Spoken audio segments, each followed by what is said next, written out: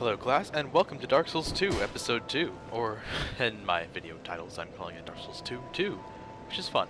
Anyway, in this episode, as we just arrived in Majula, we're going to take some time, explore it, find all the NPCs and shops that are available to us here, even a couple covenants, which you may remember from the previous game. I'll explain them when I get there, and then we'll move into that area down there, the Forest of the Fallen Giants, which is the first area you should be going to in Dark Souls 2, as it's the easiest and most accessible. Although it doesn't really have any significance in the later plot until almost to the end of the game, it's a good area to train up your skills and that sort of thing. And there's also a lot of early game necessary items you can find there. So, let's take a look at the PC controls. As you can see, these are the mouse buttons. You can rebind them, I believe. Double clicking is the default heavy attack mode. As in Dark Souls 1, you had you could click and shift and stuff with heavy attacks. In this one, you can double right or double left click to double attack to do a heavy attack with your right or left weapons. It might be a little bit awkward, but I'm sure with some getting used to it, it could be much easier.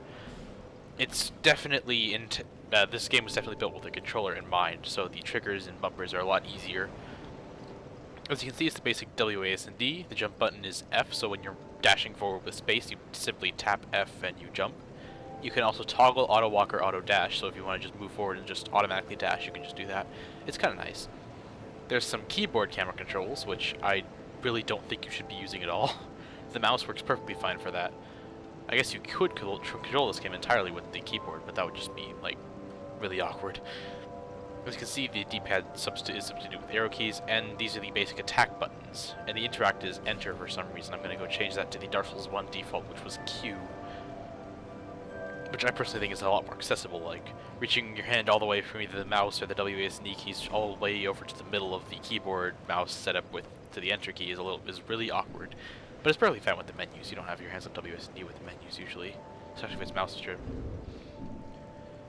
Anyway, so your left click is your left weapon, which can be a little bit awkward at first because you'd expect your left click to be like your primary weapon, which is your right hand weapon.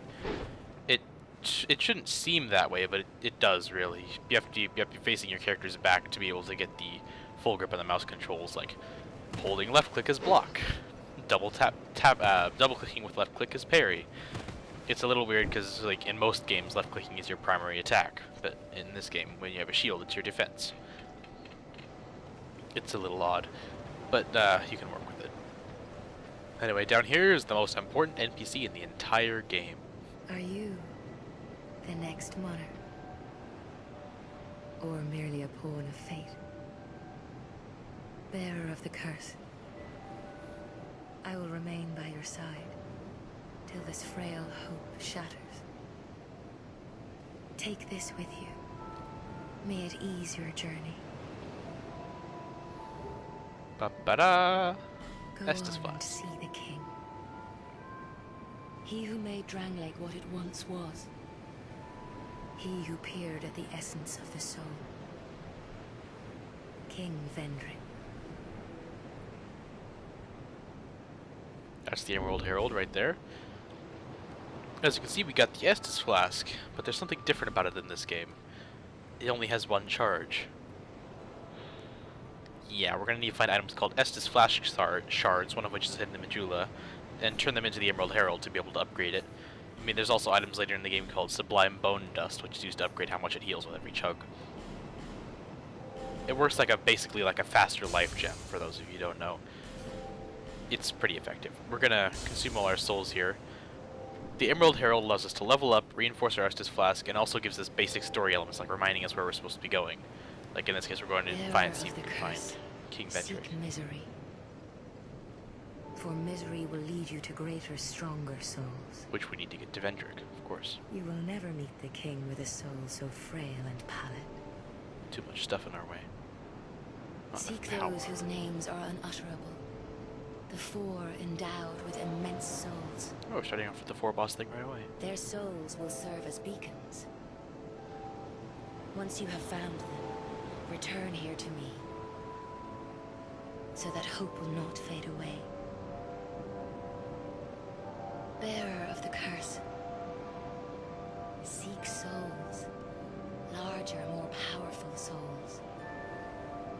Seek the king. That is the only way. lest this land swallow you whole, as it has so many others. The talk option gives you basic dialogue, like story stuff. The upgrade SS flask, you need an SS class shard to do, and you simply hit level up, which is not done at bonfires like it was in the previous game. Before we spend anything though, we're going to take a look around. There's a bunch of other things we can spend our souls on, because we already have an armor merchant available, although the weaponsmith isn't quite here yet. Up here's a nice little feature, the total death count. That's a very big number. As you can see, it just keeps going up. Just up and up and up. If you're playing on offline mode, that's only your deaths, which is a nice way to track it. That used to be unreadable, but now it tells you where to go to get to the DLC areas, which I have purchased. We'll get to that after we finish the whole main game. You're undead, aren't you? You have that distinct scent, the smell of irreversible fate. This is Majula.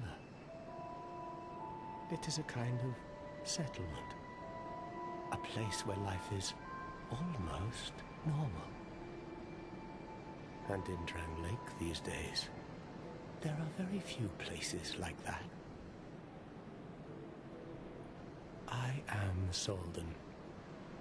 And like you, I lost everything. And now I'm here. You probably heard that it was possible to break the curse here. Well, that's not true at all. There's nothing here for you, me, or anybody. Do you know much about souls? Even I'm not certain, but I'm told that the soul is the essence of life itself. Anything living, sentient or no, supposedly has one. What we call the curse is traceable to the soul. Do you see what that means? To be alive, to walk this earth. That's the real curse, right there. We undead will never die. And that's quite a predicament, really. There are 4 beings in this land with giant souls. And wherever you go from here, you'll sooner or later come up against them. Except the forest. Each has a powerful soul and a terrible curse. If that frightens you, then you ought to just give up right now. Like I have. Do you ever cry out for help? The journey of an undead is long and treacherous. You'll face invaders from other worlds at every turn. If you need help, why not proclaim faith in the Blue Sentinels? Our first covenant. When you face danger, the Blue Sentinels will come to your aid. Protection is yours, if you wish. You need only accept their kind embrace.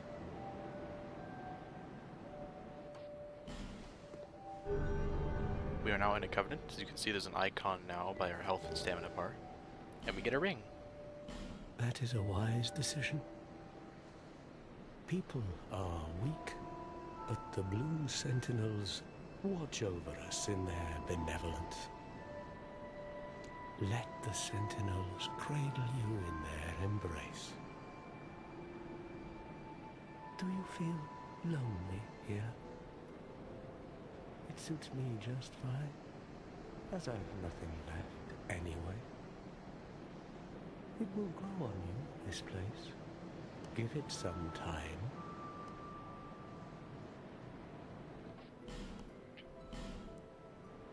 Okay, we now have another gesture which we can map to our bar. Beyond the bonfire.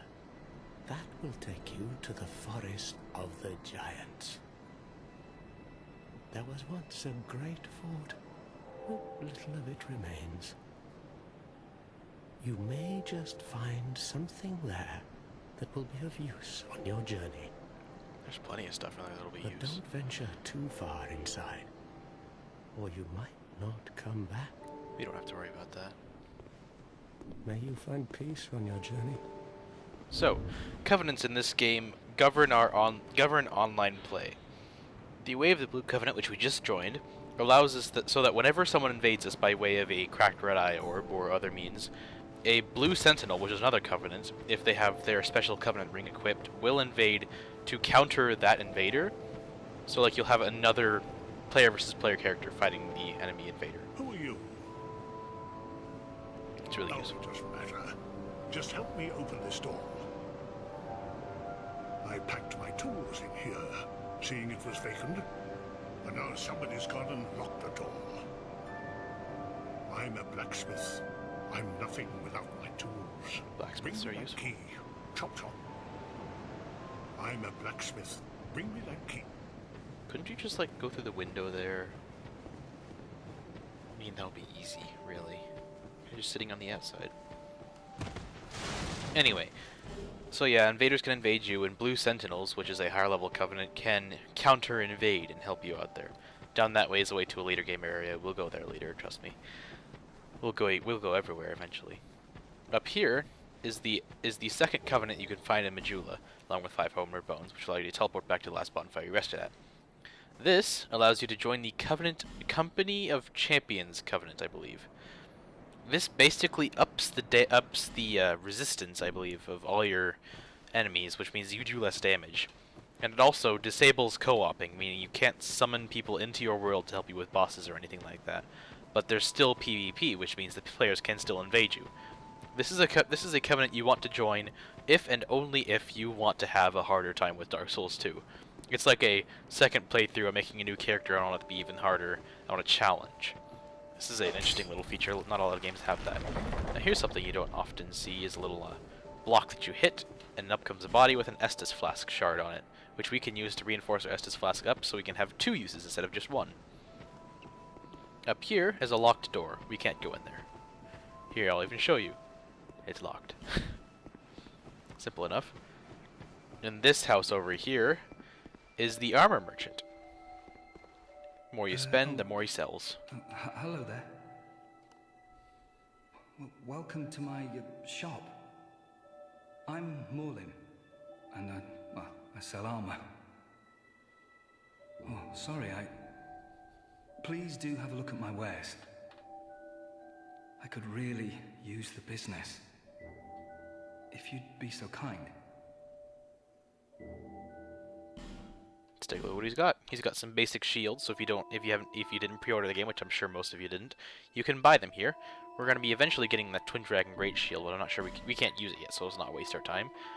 Here's the standard set, the infantry set, I believe, and the falconer set, which we already have. We're going to complete that falconer set with the helm. That shield is probably the best early game shield you can get.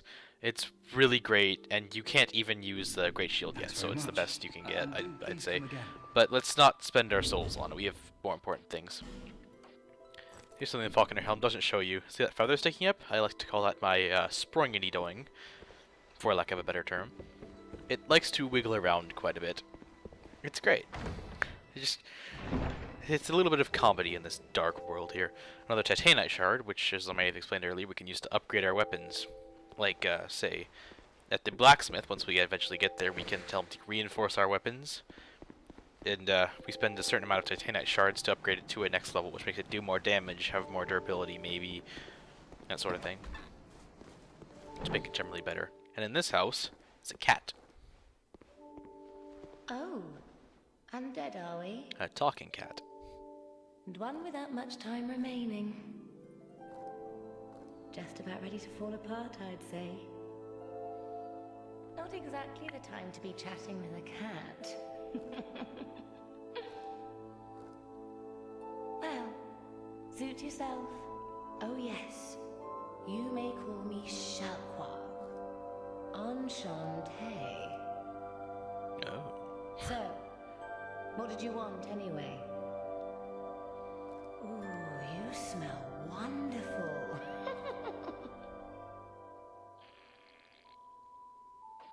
She allows you to abandon your covenant, if you want to.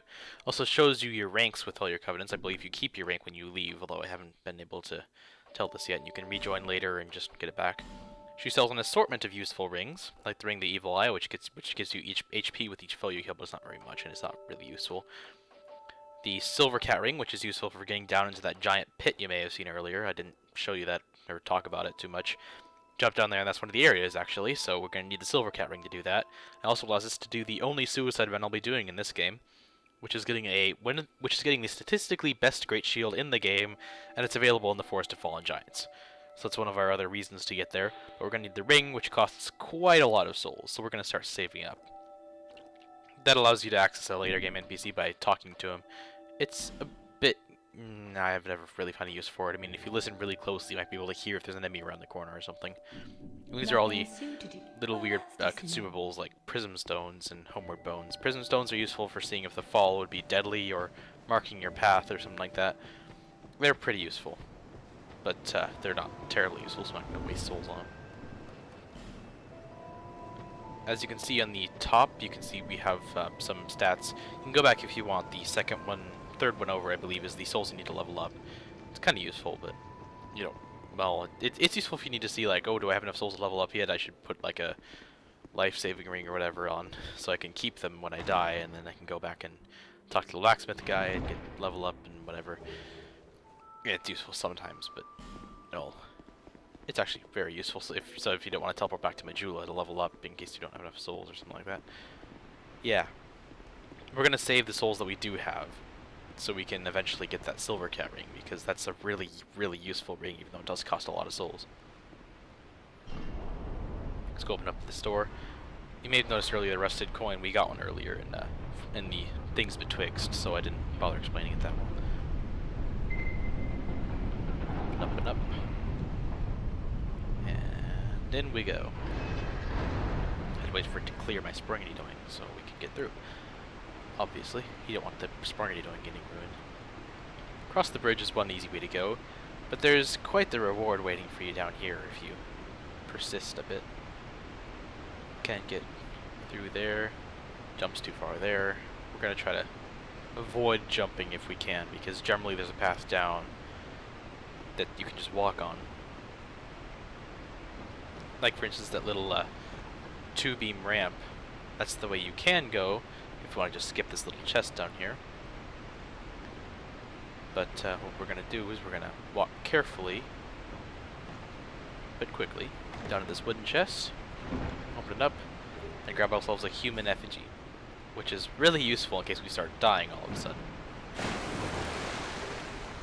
Another homeward bone, another soul item, which will be useful definitely. Consume those in a large burst, and then we can like grab ourselves the Silver Cat ring eventually. It's definitely going to take a while, but well, we're going to start saving up. Up there's the path you would have come out if you'd gone down those stairs. And here is a few hollow infantrymen. This guy in specific doesn't have a weapon, but a lot of them do. As you can see, they're quite a bit tougher than the other enemies we've been fighting recently, especially because they have different placements, a lot tougher, that sort of thing.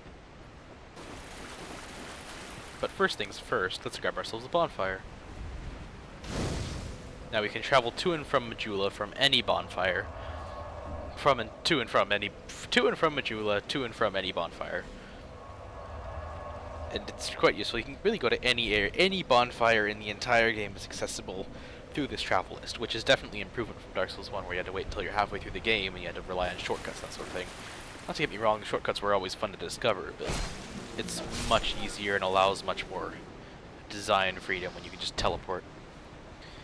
There is a super secret special achievement that you can get by completing the entire game without resting at any bonfires, and there's a counterpart one where you can get to the entire game without dying once. These both give you special rings, which makes your weapons invisible, left or right hand, which I don't think is worth it, honestly. I mean, you get a whole ton of bragging rights, and you get a special ring which makes your weapons invisible, which might be useful if you're like PvPing and you want someone to like not see how awesome you're looking. But I mean, like, not see how far your weapon can reach or something, like sneak up behind him with an ultra greatsword or something. But I really just don't think it's worth it. There's also so many better rings you can wear anyway. That sort of thing. So let's just head up through here and up this dead tree trunk. There are a lot of enemies. The guys sitting there and a lot of items. We can't fight all these guys here for sure, so we're going to try to narrow them down into a tunnel. There's like 3 of them, and there's an archer. Oh, he fell down. Luckily you were wearing heavy armor, so we didn't take much damage from his surprise attack. Wait for him to come down the ladder. And then smack at him. There's the other one. Smack, smack. That's the tunneling tactic. I like it a lot when there's like a huge room of enemies and you don't have a way to take them out quickly. You can just kind of tunnel them through. Let's go ahead and grab all these items. Try not to anger the White Knight there. He's one of the harder early game enemies, but he does drop one of the best early game swords. So we will be eventually fighting him, but we're going to need to grab a few items first. Most importantly, these throwing knives down here. So if you do a running jump, you should be able to just barely make it. You get a soul of a nameless soldier and 10 throwing knives, which is basically exactly what you need to fight this guy. Just throw them all at him and then you're good. Oh, well, I forgot to turn in my Estus Flash Shard. I keep doing that. Consume a life gem, don't want to waste a highly powerful Estus Flash Shard, because, I mean like Estus Charge, because Estus Charges are much quicker, and we might need them for the fight up here. Let's not fight him yet. As you may have heard me mention, there's an archer up here, but, well, he didn't seem to shoot at all because I'm just that pro. So let's get up here and fight these couple guys. Now, as you can see, our wide swings, if they hit the wall too much, will actually be like bounced off, which leaves us open to a counterattack. It's not very good for fighting, honestly. I mean, like, if you're fighting in a narrow tunnel and you try to use a sweep attack, you're going to hit the wall, it's going to bounce off, and you're going to not do enough damage, and you're going to be open for an attack. So, always try to use a vertical slice. Here's the archer. And here's a jump. Let's see if we can get this right. We got it wrong. Let's jump down here and, well, there's the guy. Yeah, let's kill him. Jumped us an item. A hollow infantry boots. Now, generally, hollow stuff is worse than the stuff Moglin sells you. It's just generally worse. And the imported armor is the worst possible. Like, it just weighs way too much and it has so little armor. It's just terrible. So let's move up here. Up here. And down this way. And we'll try to make that jump again. Actually dashing this time. Hold down B, tap on the thumbstick. Or hold down space and tap the F button. Here we get a short sword. The best early game weapon in case you didn't get one already. It's decent. It's fairly easy to use, as you can see, but we can't use it because it takes 10 dexterity. It's longer than a dagger, but it's still lightweight, which is pretty good. It's a decent weapon for people who can't find a weapon to use. And we almost died. Let's just consume our old Radiant Life Gem. It's cluttering up the hotbar, I guess. Wait for our health to restore fully. Equip our throwing knives, lock onto him, and press the X or E button to throw. Wait for it. There. As you can see, we're doing pretty good damage. We shouldn't need 10 to beat him. It doesn't take stamina to use these throwing knives, which is pretty good. Meaning we can still dodge or block. This guy has a lot of really challenging dash attacks, that sort of thing, and he does a lot of damage. So we're just going to try to stay away from him and use throwing knives, which is why we kept them. Going melee with this guy is pretty much suicide. See how much damage that did? And he just kind of combos that over and over. So we're going to need all 10. There. Kill him, get a whole bunch of souls, and get the Haid Knight's Sword. Which we can't use yet because it requires 10 dexterity. But as you can see, it scales with your faith with its lightning damage. All lightning damage scales with faith. It is the replacement for divine in this game. The elements is fine-tuned a little bit. The Haid Knight Sword is a lightning weapon, meaning it does lightning damage, and it scales with your faith stat like the Miracles, which is a spellcast, which is a type of spell.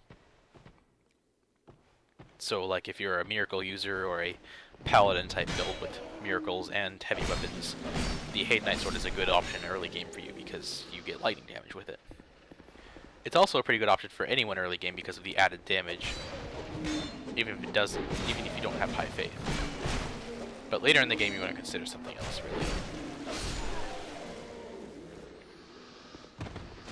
Let's knock that down and grab ourselves some wooden bolts, which is the ammo for crossbows in this game. Crossbows being weapons that do not scale with any stat, but do a fairly high base damage.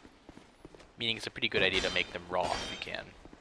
Which means they lowers the scaling but increases the base damage. It's pretty good. Now that he's down, we're going to move up here. Now you can probably expect this is not a good place to be. Up there on the route there is a person who throws fire bombs.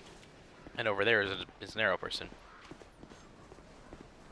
I probably didn't mention the Hollow Soldier enough. He's basically just got a new armor set and generally is better equipped than the Hollow Infantryman. Simple stuff, but you're going to be seeing a lot more of them later. And they generally come equipped with like larger or more defensive weapons. Like there's like some guys with fire bombs which explode in fire damage. There's some with shields and spears. There's guys with halberds, which are giant weapons. Basically like spears with an axe head on them, which is not fun to fight, trust me. And that sort of thing. It's not a good idea to fight. Well, I mean, like, they're the harder version of infantry, basically. You're going to be seeing them more and more. And there's the Buckler, a basic shield. One of the worst in the game, I'd personally say, because it's a small shield. It has 75% physical resistance and only 30 stamina, or 20 or something. It's really low. Generally, you don't want to use small shields unless you're planning to be doing a lot of parrying. That's really the only thing they're good for. Plus, they don't weigh much. But don't block much either. Witching Urns, your other option for fighting the Haid Knight. They're a throwing item that's more of an arc like the fire bombs. These ones do magic damage, which is pretty good, especially against the Haid Knight, considering it's like a special damage. It bypasses most of his armor. Let's move in through here and find ourselves a bonfire and an NPC. Let's go ahead and talk to her first. Anything. Oh, come now, help an old woman and buy something. She sells an assortment of odd little items. Hand axes, clubs, fist weapons. The traveling merchant set, the head of which is especially special because it gives you a monocle and raises your item discovery. Bright bugs, which is a slow buff, which is a buff item, which basically makes the game easier. That's basically all it does. But they cost a lot. Wow. Not sure how long it lasts. Anyway, human effigies, life gems, fire bombs, witching urns, throwing knives, and the key to open the blacksmith's door, and a Pharos' lockstone, which is a versatile little thing. It can be used to unlock a number of early game items and used to activate traps for like people invading you or something, or just open up new areas and make later. So the whole area is basically just Pharos' lockstone contraptions. Dranglake's been a pile of rubble since the war fought long, long ago, and the giants crossed the sea. Seemed like the battles would never end. Poor folk like myself had nary a place to sleep. That's why I keep all me things right with me. You may travel light, but methinks you bear a burden of your own.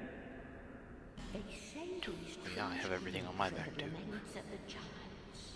can't see it though. New life growing, but you know what they also say? Don't believe what I know.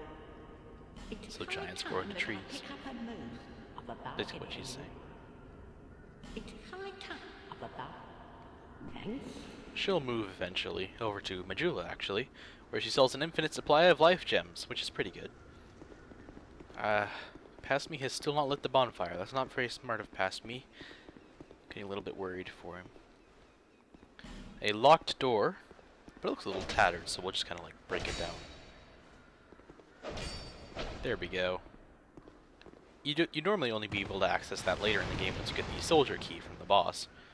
But since we're smart, we can just break it down. Here we get a free hand axe, which is pretty good. And a hidden enemy dead, which is also good. A chest, which gives us a small leather shield and repair powder. Let's go ahead and take a look at that hand axe we got and that small leather shield and stuff. Small leather shield is a slightly lighter version of the buckler, which makes it even worse. Overall, just terrible. The hand axe, an axe weapon, weighs less, does about the same damage, but probably has a slightly worse moveset. No, pretty much the same. You got a smashing attack. Basically, it's all about the moveset with these weapons, like what it does. I think we'll stick with the hand axe for now. It's probably more devastating to shields and that sort of thing. Over here is one of those items that might help us in our journey. An Estus Flash Shard and a small white sign Soapstone, which allows us to place down a summon sign, albeit a small one, and allows other players to summon us into their world to help them with the area. The small one isn't very good though. It only lasts a short amount of time, but once the time runs out, you basically just count as winning. So if you survive long enough, then, well, you just kind of win. You get your reward for helping and all that stuff, but you don't get a fraction of the boss souls. So, let's go back to Majula, turn in those Estus Flask Shards, and then open Leningrast's door. Consume all our soul items too, just to see what we can buy or maybe level up. I mean, the Silver Cat Ring really can wait until we finish the last giant. That's the boss of the area. It gives us enough souls to purchase the Silver Cat Ring right away anyway. I'm a blacksmith. Bring me. Bring him the key, he says, but we have to use it on the door. Ah, yes, very good. Now I can. But first. But first, let me set up. Come back later. Opening this door did give us access to one thing: a wooden chest, which contains a short bow, which allows us to have a ranged alternative. Ranged options are always a good idea in this game. You never know when you might need to hit an enemy from a distance or that sort of thing. So let's spend a few of our extra souls and level up. Here, let me see it, so that I may help you. To see light, to see hope, however faint it might be. She reminds you that you have Estus Flask Shards whenever you talk to her, which is probably a good thing, considering they're buried in the piles of other stuff that you have. Now we have 3 charges of Estus. Yay! Now we'll spend a few of our souls on upgrading our dexterity. There, and put 1 point in our strength too, because we might be able to use a slightly heavier weapon. There. Now let's go ahead and equip our short... Oh wait, that takes 12. Yep. Well, we can use the Hate Knight Sword now. That's something.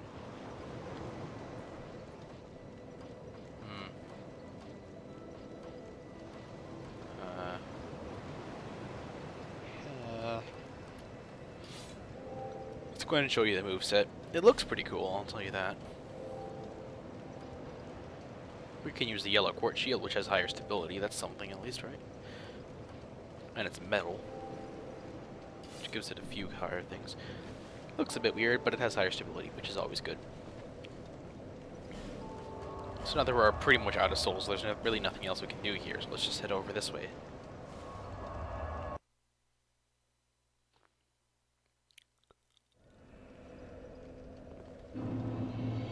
Here we are in the forest. So let's head down this way. It took me a while to find that little hole. Actually, it's kind of embarrassing that it took so long. But there, now you know where you're supposed to go.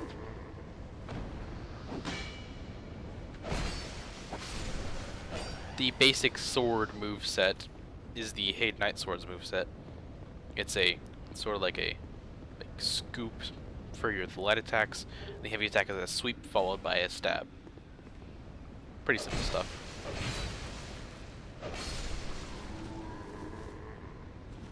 There's a few of the undead soldiers we just killed. That's something, I guess. A fog gate. A soldier key door again. And another sleeping soldier. Let's head through. And here we are. But wait, my sprung-needling senses are tingling. There's an enemy coming our way, very slowly, and there's an arrow guy too. Here he comes, here he comes. This guy can really surprise you if he follows along behind you for a while. He can get pretty annoying if you just like walk along the area not expecting him. Like he'll come up behind you and just scare you really badly. Up there you can just skip this entire area, but there's some good stuff here. But one thing before we go there is I completely forgot a side path. Yeah. It's not over that way, what am I thinking? It's up here, out through the door, and straight ahead. You may have noticed a bit of destroyed wall. There's actually a bit of scaffolding under that, which we can use to get down to the little bottom area. But, here's a small white soapstone sign I can show you. If we touch this summon sign and accept it, he would be summoned into our world. And he would act as another player to help us until his time ran out. Yeah. The goal of all phantoms is to eventually get you to the boss. And beat the boss with you so they can get a cut of the souls. The bigger one you saw over there was a basic white sign soapstone, just being placed down. It's a much better variant. It gives you more specific rewards for specific covenants, like a co-oping covenant. But it also lasts forever, so you can just carry the player to the boss, basically. Over here is a bit of a scissor attack, so we're going to try to get out of that. There we go. There's a ladder over there, which already goes down all the way. So we don't need to kick it or anything, just activate a shortcut. That's basically our way to get back up. This is our way to get back to the bonfire, that hole in the wall there. Let's see if we can make this jump. We can't. So we're going to have to go up this side path here. Around carefully. And through this way. And we get a human effigy as usual. A lot of these are hidden around in the early areas, just to give you a bit of a stockpile going forward. But don't waste them, really. You're going to want a lot more of these than you think you will. Let's go ahead and put our throwing knives in the slot again, just so we can use them if we need to, and our witching urns too, because a ranged alternative is almost always necessary in this game. It's just really a good idea to have some way to get enemies far away. Always try to aim for that tree, although if you miss, it's not too big a deal. You can always just walk up the trunk there. But if you do manage to fall, somehow you'll like take a lot of damage, and it's really bad. Now, this area is full of undead infantry, so if you don't start picking them off really quickly, then you're gonna be stuck with a lot of enemies on your back really quickly.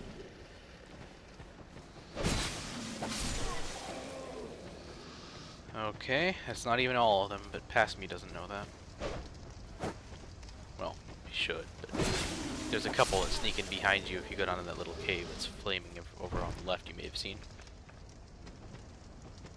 Let's equip our essence flasks. They recharge, so it's generally a good idea to use them if you're planning on getting to a bonfire soon.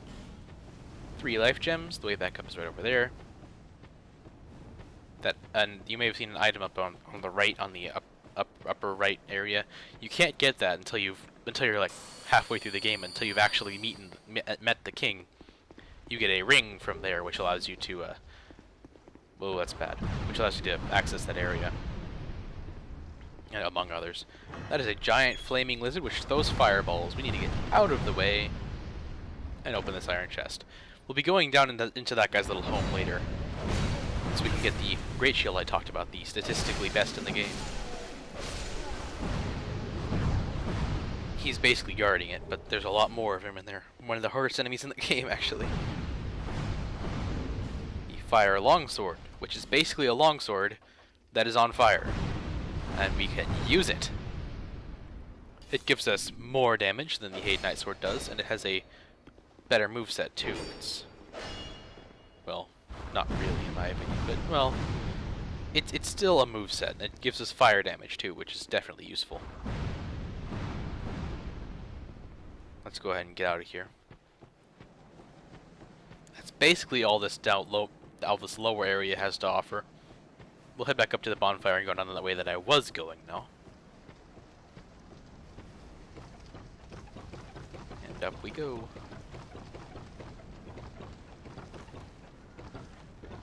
Look at Sproggy doing go. Just wiggle, wiggle, wiggle. The soul of a proud knight is a very large soul item. I believe it's 2,000 souls. Although there's much bigger ones later for sure. I can't believe the soul of a great hero is the largest soul item you can get that's not a boss soul. Which is a special item a boss drops, which is used for a multitude of purposes. I'll explain that in a bit. Once we get there. It gives you 20,000, but that's much later in the game, like near the very end. It's only like 2 or 3. So, let's take care of these guys again. As you can see, we get a cool flame effect when we hit enemies now. That's something. And fire damage isn't so reliant on our stats anymore. It does scale, but only very slightly with your faith and intelligence. So it's like the average of the two. So it doesn't scale very much. So it's generally the elemental damage that you want to take if you're not planning on having a scale with anything. But it does scale slightly with some things. Let's go ahead and consume our soul items. Maybe we can buy something at Milenentia or something, or maybe back at Majula we can buy a couple armor sets or something. I don't know. Or I believe Lenigrast is set up now, so we should be able to see what he has to offer. Maybe buy a couple things there. And if nothing else, we can always level up a couple times to use higher level weapons, that sort of thing. So in here is Lenigrast pounding his anvil. Stand back. This is dangerous work. The name's Lenigrast. Just a simple blacksmith. And you are... another useless traveler. A man ought to labor with his feet planted firmly in the earth. Not roam around like you flirtatious vagabonds. Oh, what does it matter? Go on, show me what you've got. No, you show me what you've got. I'll show you my souls. Let me have a look, but do it quick. Because you can see he can repair items that have broken, like fully. Sells us a multitude of basic weapons like rapiers and a battle axe, which I really want now. A mace, which is a basic strength weapon that blows through shields.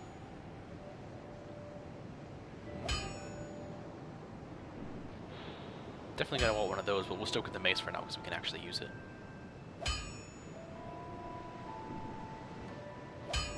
Yeah, the hammers are better against shielded enemies, which we're gonna be fighting a lot of, later. Sells 10 titanium shards total ever. Arrows and also iron. He sells wood arrows and also iron arrows. I'm gonna go ahead and grab like 20 of these wood arrows. The iron arrows, which cost 3 times as much but do a bit more damage, which is always good. But there's also a limited supply. I'll be around. Let's buy a mace. And we're gonna up our dexterity a bit. Hopefully we can get to 2 more so we can actually use them. First we must remember to equip our arrows. We can equip 2 at a time. They're fired with the light and heavy attacks when you have a bow equipped. Or crossbow. But crossbows rely on bolts, of course. Let's go ahead and equip our mace. It does more damage in general. It's got a more clock someone on the head moveset. Yeah. Definitely more devastating. just like much more stunnable and that sort of thing. Like you can like just knock enemies to the ground and keep them there. Yes. Okay, 12 strength, 12 dex, and we can use ourselves a short bow. This will be really good until we can unlock a very basic type of spells later, which we can use just throughout the game. Now, I would keep using this fire longsword, but the mace has higher counter damage and poise breaking damage.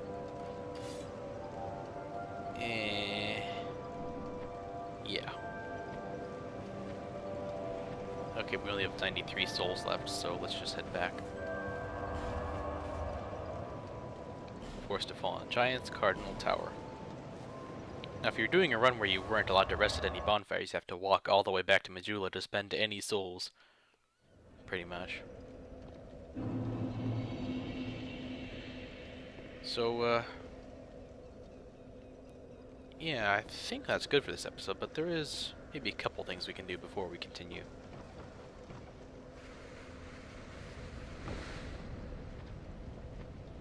See down there is the fire lizard. That's where we'll be going with the silver cat ring. We can drop onto that pile of debris you may have seen earlier that was flaming. That'll be a good thing to do for sure, because then we can get a lot of great items like the flame quartz ring +1, which gives us a pretty good resistance against fire, a soul item, a special ring which increases the range of bows, and the great shield I talked about earlier. We'll be dropping down there. With the silver cat ring equipped, it does a lot less damage than you'd think it would. So we'll be pretty much good from there. And I'll just get up to that used to be fog-gated area and call that this episode. So, I'll smack this guy a couple times.